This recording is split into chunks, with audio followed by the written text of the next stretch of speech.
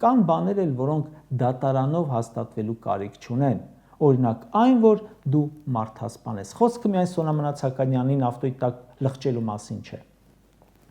44-օրյա պատերազմի ուղիղ կեսին, հոկտեմբերի 19-ին, քեզ Ռուսաստան Դաշնության նախագահը առաջարկել է համաձայնել դադարեցնի պատերազմը։ Դու չես համաձայնել։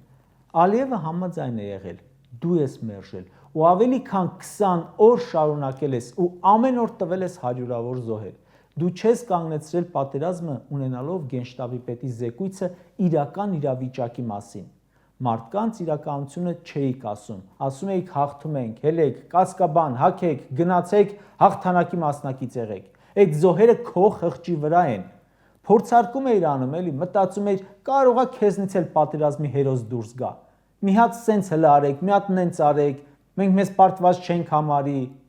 Այդ օրվանից սկսած բոլոր, լսում ես, բոլորի մեղքը արյունը հենց քո ձեռքի վրա է։ Այն որ լոտո են առնում, հաչ են շահում ու ընկել են ազարտի մեջ ու էլի են փորձում, այդպես դու ամեն րոպե փորձել ու զոհ ես տվել։ Ընդ որում դու հստակ ասում ես ինչ ես արել, որ քեզ չասեն դավաճան։ Դու չես կանգնեցրել պատերազմը, ու որ կարող էինք մնալ 2020 թվականի հոկտեմբերի 19-ի դրությամբ սահմաններով, սաղ ես հանձնել։ Իմացել ես, որ քո որոշումները ավելի շուտ սխալ են, բայց կայացրել ես։